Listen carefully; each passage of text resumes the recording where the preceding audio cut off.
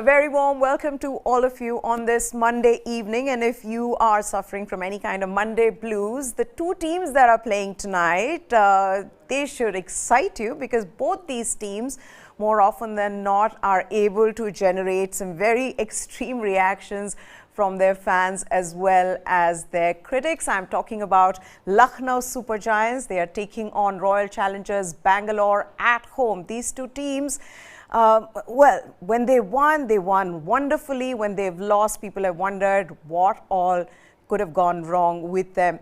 Now, they are the royalty from Bangalore. They are up against the Nawabs of Lucknow. So, order some tunde kebab or some idli dosa or Lucknowi biryani versus Mangalorean biryani, bisi bel bhat. Whatever you want to order, and sit down for what is likely to be a low-scoring thriller in Lucknow. LSG are in the number 2 position on the points table, and a win tonight will guarantee a top spot for KL Rahul and the boys. Whereas for Royal Challengers Bangalore, the road to finding a place in the top will take more than winning tonight, but they've got to start winning consistently. Can they do it?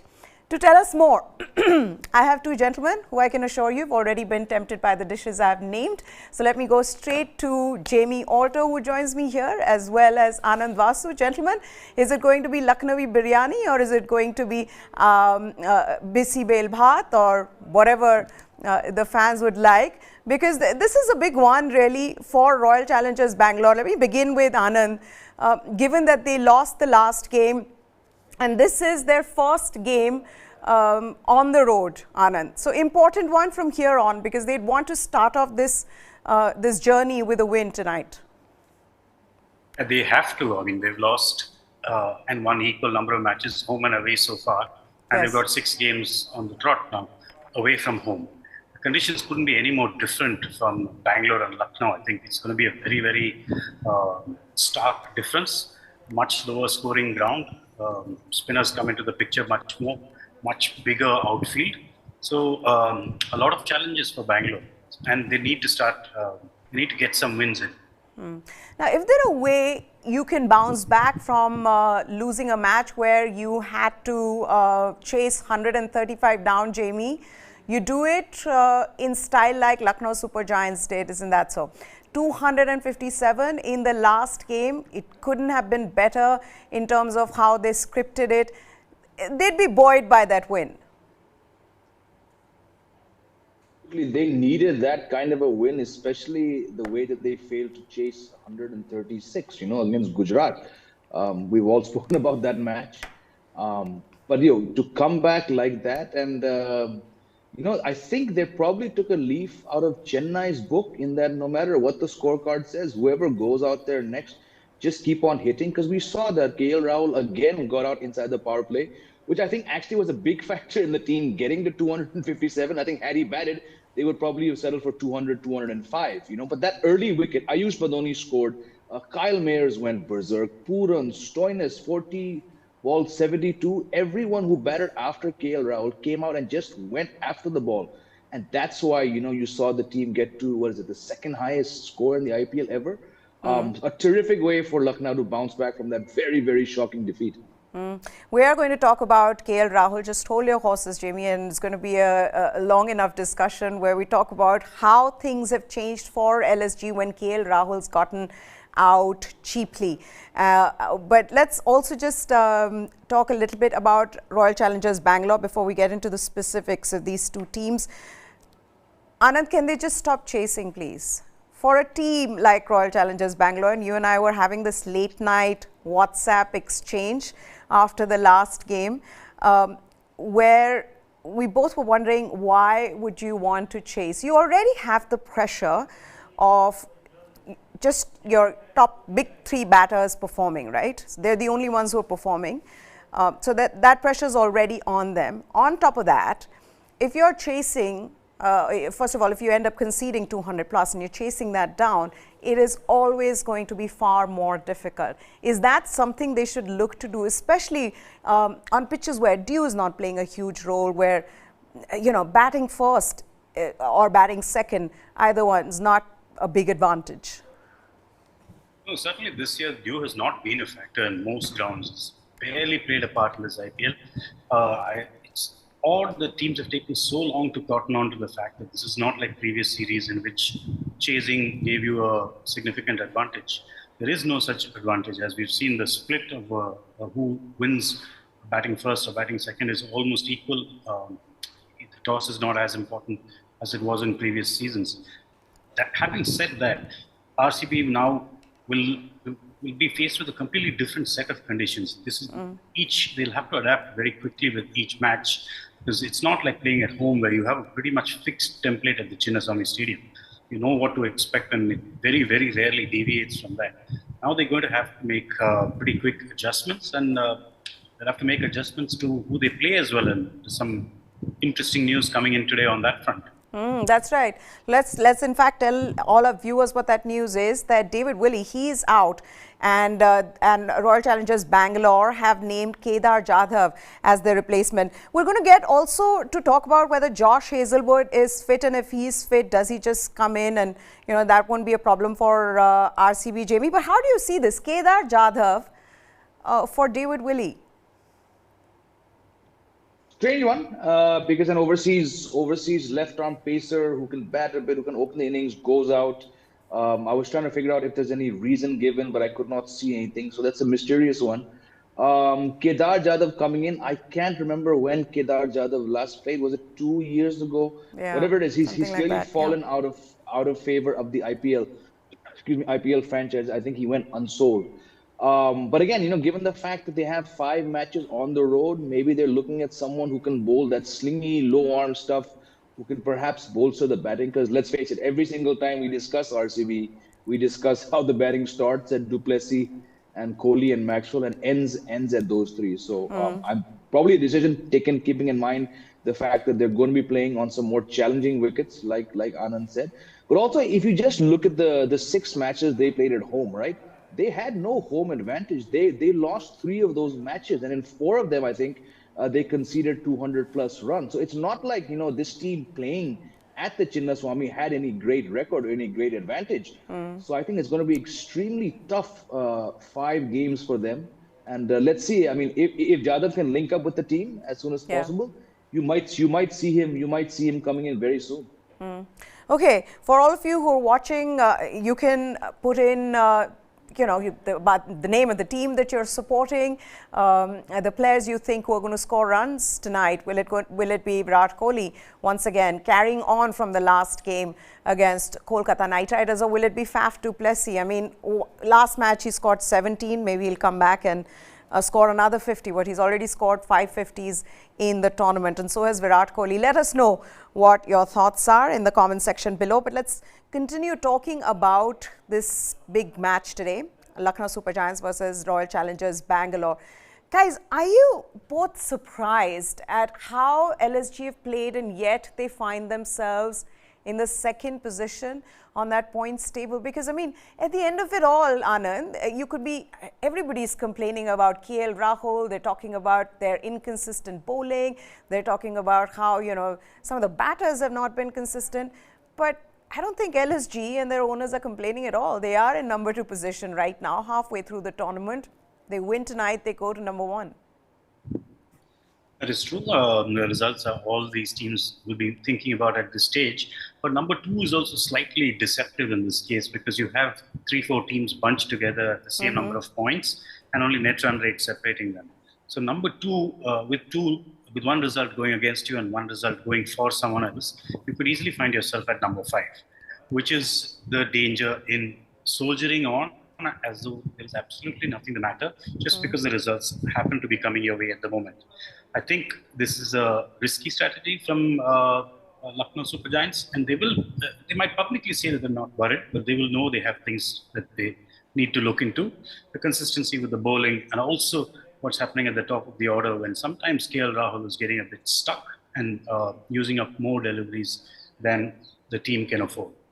Okay, I'm going to put up some numbers. You've cued me to that next question for both of you. Put some numbers, which in fact I noticed on Twitter, courtesy Anand, because Anand had retweeted one of those tweets where there were scores of Lucknow Super Giants this season, and the number of runs that KL Rahul had scored. And in that, what we saw was that whenever KL Rahul, in fact, was dismissed cheaply, or he wasn't able to score too many runs, is when Lucknow Super Giants ended up going above 200 or 193 that they scored in the first game. Jamie, I know that a lot of people might say, look, you can also look back at it and say that's because, those were the matches which were played in tougher conditions.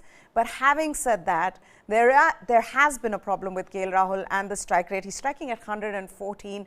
And you look back on the match against Gujarat Titans, that just goes on to show how things can go wrong, even in a match like that, when you are taking up so many balls to get going. Yeah, that was a very strange innings from Lucknow team itself, chasing 136, and definitely a very strange innings from KL Rahul. And those stats, which I also saw the tweet, the retweet that Anand did yesterday, and it says, and like I was saying, the fact that they got to 257 is because KL Rahul got out for 12, right? So there's a clear pattern there. The higher the team scores, the lower KL Rahul has to score, and it's very obvious because he often eats up a lot of balls, and the returns on those balls faced are not as great as what it should be, or as what something like Kyle Myers can do, Nicholas Puran can do. And again, the score that he get. I mean, these matches were all played at Lucknow, where I think only one match has actually gone to around the 190 mark. The rest have all been between, I think, 160 and one. I think there was a score in the 120s also, which they won against someone. I can't remember who it was, because it is, after all, the IPL where it's all a blur. But definitely, I agree with Anand when he says that just because you're on 10 points doesn't mean that everything is going well. And I said this in a show, I think yesterday or the day before, that if there's one team which is in the top four who I fully expect to fall down and end up around 6-7, it is going to be Lucknow.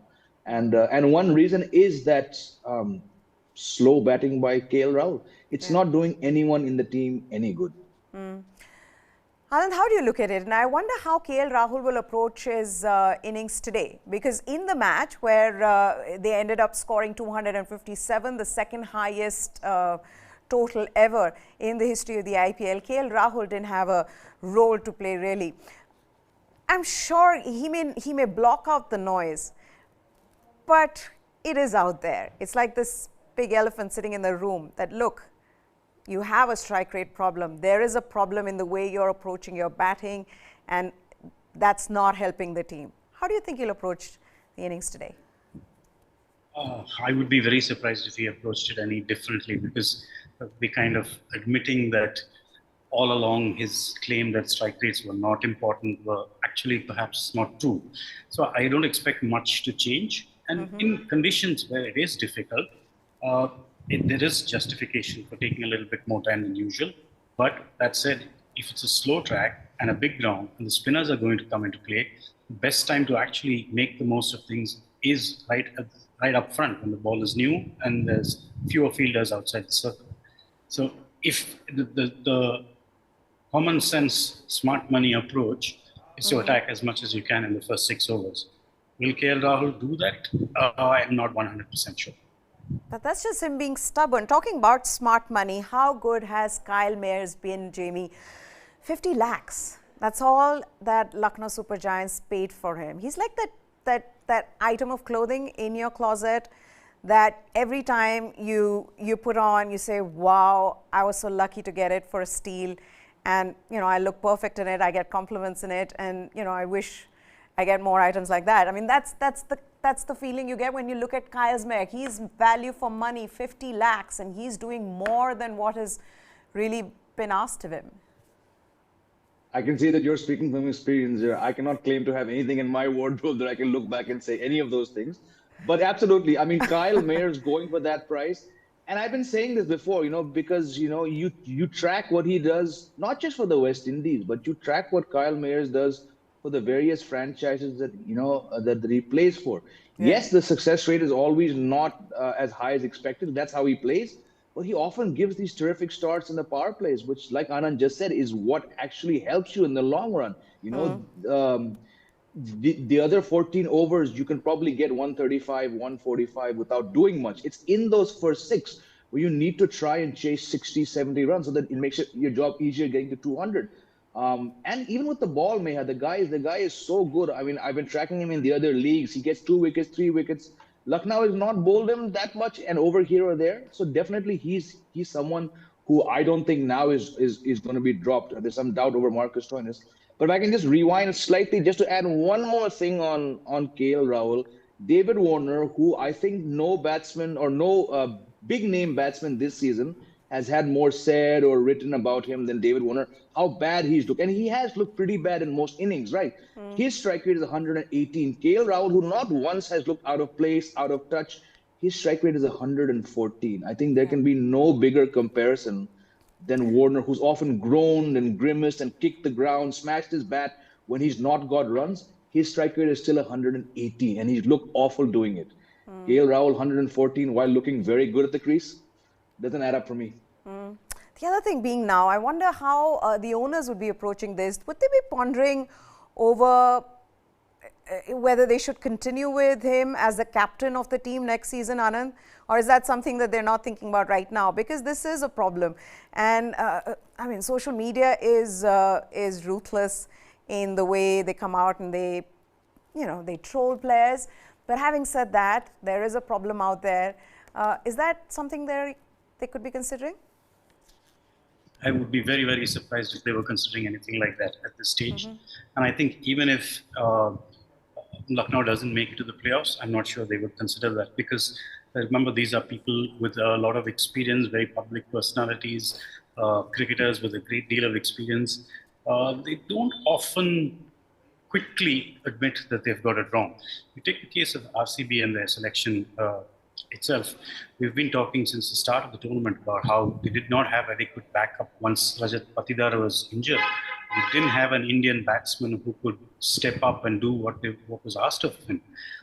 And now, when they need to get a replacement, they replace a tall left-arm bowler who can bat a bit with a short batsman who occasionally bowls off-spin from about waist height. Clearly, Jadhav has come in for his batting and not really for his all-round ability. It's a good move, but it's also an admission that they perhaps got it wrong when they went into the auction in their strategy there. And RCB will look back at previous years when bringing in a late substitution has really worked for them. Chris Gale came in for Dirk Nanes, and I think he scored about 600 runs that season. Patidar himself came in as a late replacement for Lavneet Sisodia. So it's worked twice for them. Maybe they'll be thinking 3 is a charm.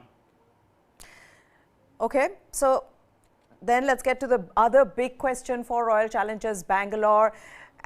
And frankly, I mean, I don't know why I'm asking that question, guys, because we've not seen Royal Challengers Bangalore's middle order firing in this tournament like they should have. Dinesh Karthik is struggling. Mahipal Lomror hasn't really been consistent. Suyash Prabhu-Desai hasn't got runs. Shahbaz Ahmed, I don't know what he's doing coming at number 3. He's also not bowling his full quota of overs.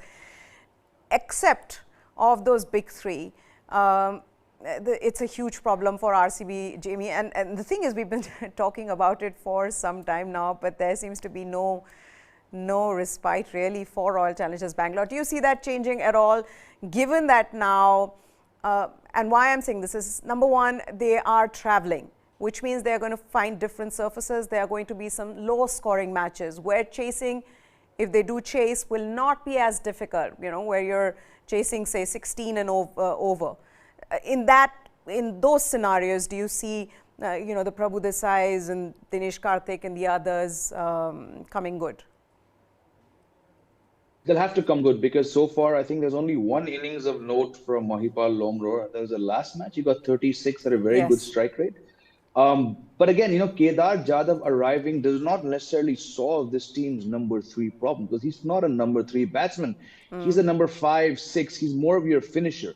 What I hope that RCB's think tank does is sort of slot him in maybe as high as number 4 and then push up Maxwell to number 3.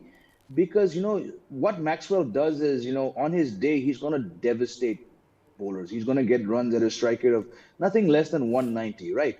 Yes, he's a bit of a maverick. There's chances that he fails. but I just would want to see him batting at number 3 more often, like he has in past seasons, Meha, for RCB. So maybe Kedar Jadhav's coming in allows the team, a valid reason to bump up Maxwell to 3, because whoever they've used at number 3, no disrespect, they've just not been able to do anything of note. Yeah. So you may as well try Maxwell. But I'm not saying by any standard that Wait. that Kedar Jadhav walks in a bat 3, because he's going to struggle in that role. Yeah, which takes me to the next question. Why Shahbaz at number 3? Anand, you want to take that? Well, I think it's a question that RCB themselves are asking a little bit, because you've had Lomror at number 3 at times, you've had Shahbaz at number 3 at times, and there's been a complete reluctance to bowl Shahbaz, which is, very, very surprising. They have faith in these two players because they did play a big part in RCB making it to the playoffs in the previous season. But the previous season is a year ago. It's not something that you can go by. You need to quickly change up in the IPL, because while it feels like a very long tournament, you can suddenly find yourself in a position where you have to win virtually every game if you want to make it to the Final Four. And while keeping strike rates in mind in the games that you do lose. So it's not, you don't have that much room to rack up losses. I think Kedar Jadhav will play a massive role from here on. As Jamie pointed out, he could be used as a bit of a buffer to get Maxwell up the order spot or perhaps.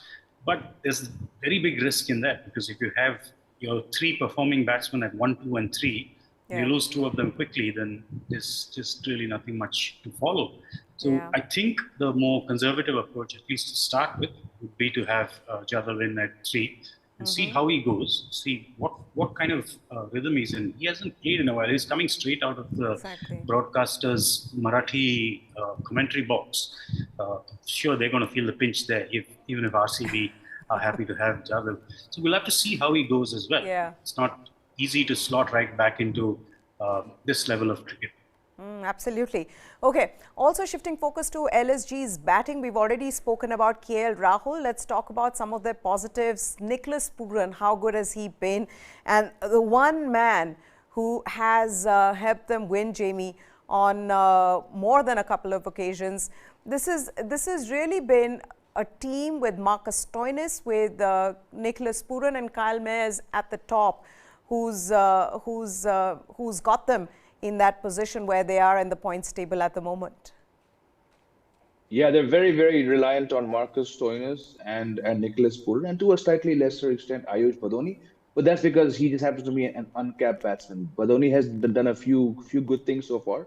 Marcus Stoinis was a bit of a slow starter, whereas Nicholas Pooran wasn't. Nicholas Pooran started off with some very good cameos. He got that 14 ball, 60 odd, fantastic. And even the last match, what was it, 19 balls, 45. So he's just doing Nicholas Pooran things. Like Maxwell, he's going to get out first, second ball, sometimes, eyeing cow corner or deep mid wicket. But that's okay, because when Maxwell and Nicholas Pooran come off, it's fantastic to watch. Probably some doubt over Marcus Stoinis today. But when you look back at that last match, 72 or 40 balls, getting a wicket, that's impact, that's utility. And these are the kind of players which actually go for big, big bucks, because when they pull it off, they're outstanding. But if there's no Stoinis today, who comes in? Quinton de Kock? Yes, so here's my thing. Quinton de Kock comes in and you move KL Rahul down the order. I get it, but like Anand said, these teams are very public. They don't like to admit their problems. KL Rahul is the highest retained player in the IPL history. He's the face. They're building a team around him. It would look very, very strange too. It would be acknowledging the problem and moving him down. Probably if it is de Kock, he'll probably bat at 3. Anand, do you agree? Yeah, I think it will take quite a lot to dislodge Rahul from that opening slot. I don't think he's going anywhere. They will have to think of a few different options if Stoinis is not playing, because it's not just a question of replacing one player because of the kind of package he brings. Order batting, crucial overs. We've seen that when an all-rounder goes out, you have to make more than one change sometimes to keep the balance of the team. So I think there is a fair bit of thinking to be done for Lucknow if Stoinis is not available. Okay, so the other option then for them is Romario Shepherd. Do you think he might come in? I'm surprised that he hasn't been given a chance at any think he stage, or played one hasn't game. even been looked at with any degree of seriousness. I think again, a kind of player who can make a significant impact in the game. So they do have options. It's not like they don't have options. They have people who can come in and fill the breach, but they will be hoping that Stoinis can just carry on. Okay. Jamie is going to leave, so quickly we'll ask him, is it Lucknowi biryani, Jamie, or neer dosa for you? Or has he already left? Okay. He's already left for another show. Okay. Let's then continue, Anand, you and I, before we get to your predictions. Also, the other thing with the bowling, we've spoken about batting at large, but when you look at these two teams, now for Lucknow, the good thing and the thing that they'll be happy with is that they've actually done well. Their bowlers have done well at home. Can't say the same about the batters every time, but the bowlers have been very consistent at home, and which is a good thing given that there are weaknesses in that bowling attack. Mark Wood, he hasn't played after he fell sick. He was their highest wicket taker. Ravi Bishnoi, he's the only one, the standout bowler really. The others haven't been as consistent. So at least that part they'll be happy about, that, okay, we've got a good record at home this season when it comes to our bowling. Yes, definitely. I think one of the key things also is going to be how Amit Mishra bowls against these attacking top order batsmen from RCB. We've seen Piyush Chawla really change things up against these bowlers, even in good conditions, against these batsmen, even in really good conditions. Mishra is much the same, and I think he could play a pretty significant role in this game. And while Lucknow will be happy with their bowling, I think the greater relief will be in the RCB camp, because their bowlers have been kind of taken apart in home conditions at the Chinnaswamy Stadium. They will have much more to work with in Lucknow. Whether it's a Harshal Patel, Wanindu Hasaranga in the middle overs, these guys who are key bowlers in RCB's bowling unit were consistently being attacked at their home ground. It'd be much harder to do so in Lucknow. So in that sense, RCB won't mind that their first game away on this trip of 6 games is in Lucknow. Yeah, the graveyard for bowlers, Chinnaswamy Stadium, so they'd be happy. Mohammad Siraj, he's done well despite the conditions. He's been taking wickets, in which we've discussed in the past, which augurs well for India as well in a World Cup year, in a World Test Championship final year, where Mohammad Siraj has been bowling well, getting wickets in the power play. But is he getting the support from everybody else? Harshal Patel has also been bowling well in the middle overs, death overs, but economy is high.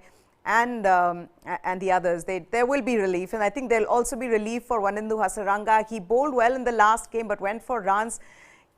Is he going to play a big role today? And also, maybe they'll give more overs to Shahbaz Ahmed here on a slow surface in Lucknow. Anand? I think Hasaranga is definitely going to be one of their key bowlers in the middle overs, because if you remember last season when the games were not played in Bangalore and were all played in Mumbai, Hasaranga was one of their very, very crucial bowlers to give the captain some sort of control in the middle overs. Even if the batsman in the opposition got away to a quick start, Hasaranga was able to pull it back. He can definitely play much more of a role in that sense in Lucknow. And also with the longer boundaries, those missed hits are not going to go for 6. If he beats the batsman a little bit and draws the false shot, there's a much higher probability that he's going to pick up a wicket rather than the ball anyway going to the boundary. I asked this question to Jamie, and I'm going to put that to you as well, about Royal Challengers Bangalore. Maybe low-scoring matches is something where, their middle order might end up doing better in, because of that, first of all, the pressure of scoring, especially if you're chasing, the pressure of scoring at a high run rate. And then when you're already struggling, you're not being able to really score runs. Do you think that may go in their favor on the road, where they'll be traveling to different cities where it's not going to be Chinnaswamy? I think to a high extent, that will also depend on how their big three approach things. I mean, if the conditions are a little harder, are they going to slow down? I don't see Faf du Plessis slowing down significantly. What Kohli will do, we'll have to wait and watch. And Maxwell, he's got options against spin, but he's much more comfortable playing when in Chinnaswamy-like conditions where he can just take things on from ball one. Are they going to change their approach? Will Maxwell kind of absorb the conditions and the pressure a little bit before trying to launch? That will determine how much time and balls the other batsmen have to play with. But certainly the pressure to score at a strike rate of 200 is unlikely to exist in these matches if they're chasing, which should help some of the Indian middle order batsmen take some pressure off themselves and find some fluency. How impressed have you been with Vijay Kumar Vyashak? I'm sorry, I didn't hear that. I said, how impressed are you with Vijay Kumar Vyashak? He's very impressive. He has in domestic cricket. He hits a long ball apart from bowling with good variations. He's got a big heart. He's still obviously very young and just coming through. But I think the team management has quite a bit of faith in Vaishak, and they need to persist with him at this stage. Because when you invest in someone and you believe that they have potential, you don't want to pull the plug too early because that kind of sets the player back a little bit. He hasn't done as well as perhaps he could have, but you cannot fault a bowler for going for too many runs at the Chinnaswamy Stadium. I've seen the great Dale Steyn being taken apart over there, so I think a young guy like Vaishak should be just given a little bit more rope. So also talk a little bit more about Lucknow Super Giants bowling. We already said that, they've been good at home. But having said that, the consistency is missing. And also not, you just have Ravi Bishnoi who's doing well. Mark Wood again, if he is, first of all, he was ill. We don't know the nature of that illness. There is no clarity on it, but he hasn't played. He's played 4 out of those 8 matches. So I wonder what's going on over there. But overall, is that an impressive bowling unit? You've got Avesh Khan. What happened to Avesh Khan? I mean, Avesh Khan was India's, death bowler till some time back. Till, of course, he became very expensive and started giving away runs and then eventually dropped. He's a shadow of himself. There's Marcus Stoinis. If he's not playing today, how much of an impact will that have? There is Yash Thakur, who bowled well in one of the matches, Naveen ul Haq as well, Amit Mishra. But it's not a bowling unit you look at and you say, wow, this is a dangerous one. I think for all the reasons that you mentioned, Avesh Khan is a very, very important part of this bowling unit at the moment. For a long time, the Indian team management thought extremely highly of him. They still do. There are a lot of experts around the traps in Indian cricket who have very high expectations for him. As soon as Prasidh Krishna, who was at one point coming up the ranks, injured himself and had to go away to get his back attended to, the next big hope and the next focus was on Avesh Khan. After a very bright start, he has tailed off a little, but he's dangerous. He's a dangerous bowler up front, and he's had some success against Kohli before. He's also been taken apart, so it's a mixed bag for him. But he's a confidence bowler. He's got a good bag of tricks. If he can cut down on the boundary balls that he gives away, he's going to really take his game to the next level. We haven't spoken about Virat Kohli, and we haven't spoken about Faf du Plessis, the legend that he's been this season. And the last match that they were playing against Kolkata Knight Riders, as Faf du Plessis got out, Virat Kohli was still in. He ended up scoring a 50 somehow. And I think a lot of people felt that way, where they said, oh my gosh, this match is already over, because they were chasing 200. That's been the impact of Faf du Plessis this season, that even when you have a Virat Kohli there and Glenn Maxwell's yet to come in, you kind of feel like if you're chasing 200 plus, who's going to do it? And we've been praising him. He's been phenomenal. But we've got to talk about how brilliant Faf du Plessis has been this season. There's an injury that's not stopping him. He didn't score runs, of course, in the last game. But what are you expecting from him today? Oh, consistently good things. He's the kind of player who, he can change his game to different formats absolutely brilliantly. There are very few who have the kind of versatility that he does. I remember a test match in Delhi where it was a really slow, low track, and there was no chance for South Africa in the final innings, and they were just blocking it, and he could do that all day if that was needed. Now, in 50-over cricket, he can control the tempo of the game, play long and accelerate, decelerate as required, build partnerships as required.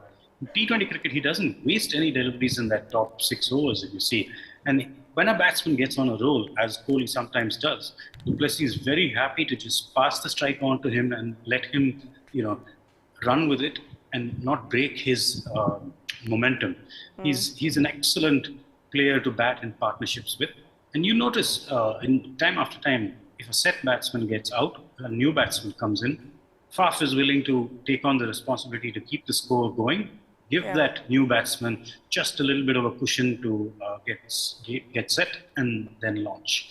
So I think he's the ultimate team man. He's a great batsman, someone who can hit good balls for boundaries. You really can't ask more of a top order batsman in any format of the game, especially in T20 cricket, where every single ball is so valuable. Yeah, you know what? Every time you think that there's some kind of a trend emerging in this IPL, it gets broken. For example, we were all discussing about this 200 plus scores and whether it's okay to chase them, whether teams should be looking to bat first so that that scoreboard pressure, especially if the team batting first ends up scoring 200, that's not there on you. And then come Sunday, both those games, over 800 runs scored, and both those 200 plus totals in the two games that we saw last night were chased down by the teams. Punjab Kings beat Chennai Super Kings and Mumbai beating Rajasthan Royals. There are no trends. I mean, they keep changing, Anand. Yeah, this is the nature of the beast when it comes to the IPL. I think it's a fool's errand to try and predict that this is going to be the key for this week, or that is going to be the key next week. We're talking about the pitch in Lucknow and expecting it to be slightly on the slower side and a lower scoring game. You never know, these three come out and bat first. You could still see 220 on the board. So yes, predicting trends in the IPL is a risky business. But you can observe little things. You can observe certain things that happen, and they can point you in the right direction. It doesn't mean it'll always turn out that way, but you can at least make an informed decision. Yeah, fair enough. Okay, talking about 200 plus totals, this is what happened when Royal Challengers Bangalore met up with the Lucknow Super Giants the last time. Which was again a last ball thriller, and that scorecard is going to come up on your screens and you can take a look at that. That was a big match in the way first Royal Challengers Bangalore with Faf du Plessis and Virat Kohli and Glenn Maxwell all scoring 50 plus, and then for Lucknow Super Giants, they lost quick wickets, but Marcus Stoinis and Nicholas Pooran scored 62 of I think 19 deliveries. And ended up chasing that big total of 212. Last ball thriller between these two games. Of course, what we are going to see tonight is going to be different, given that except for one match where the total was 193, one of the first matches in Lucknow, all the others have been low-scoring matches.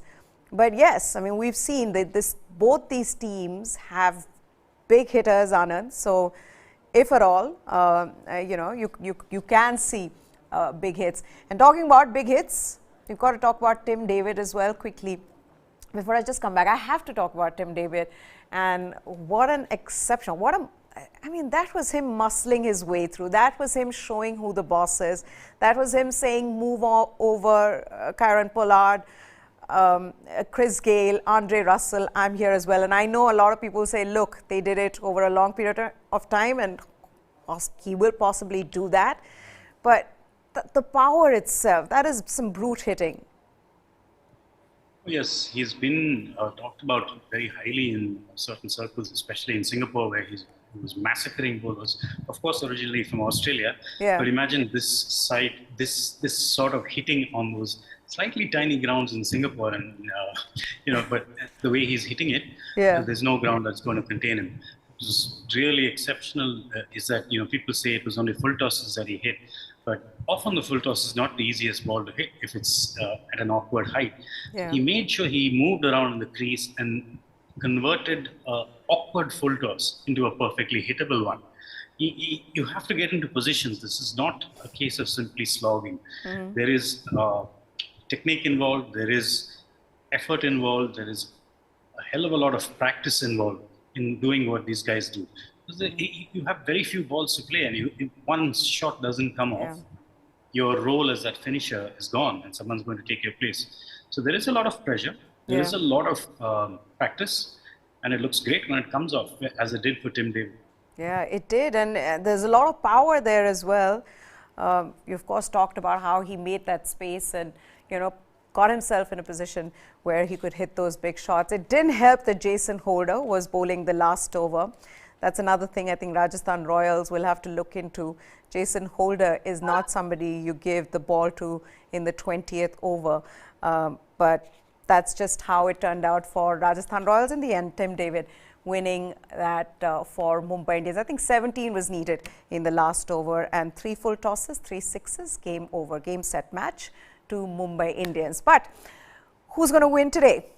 Is it going to be KL Rahul's Lucknow Super Giants, or is it going to be Royal Challengers Bangalore? And is it, I'm guessing Virat Kohli is going to be the captain again, because this probably is.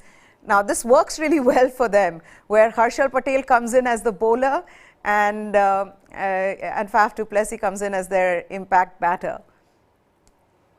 Yeah, I would say it's advantage Lucknow going in, just because of the conditions, just because of the experience of Amit Mishra versus someone like Vanindu Hasranga, who's got his own bag of tricks.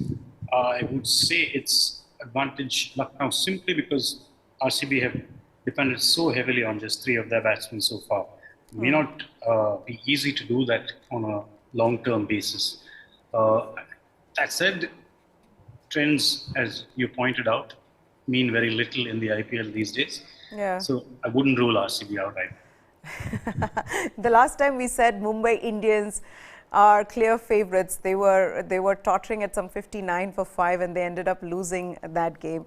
I don't remember which game it was. But on one of the earlier shows. But just also talking about Dinesh Karthik and his role, and I know that he is their designated finisher, right? But just somehow he has not come good in this tournament. And once again, I mean, I don't know how RCB is now going to be approaching this, because everybody's talking about it. It's out there for everyone to understand that, look, it's a team. We're struggling with our batting. It's just, it starts with Faf du Plessis and ends with Glenn Maxwell. What do others do? And I wonder how they approach this. I wonder how Dinesh Karthik is approaching his innings, because they also come in at a time where they don't have too many balls that they face. So it's not an easy one for someone like Dinesh Karthik or Suyash Prabhu Desai. And Dinesh Karthik has specialized in that role over the last little bit, and that's how he made his comeback to the Indian team.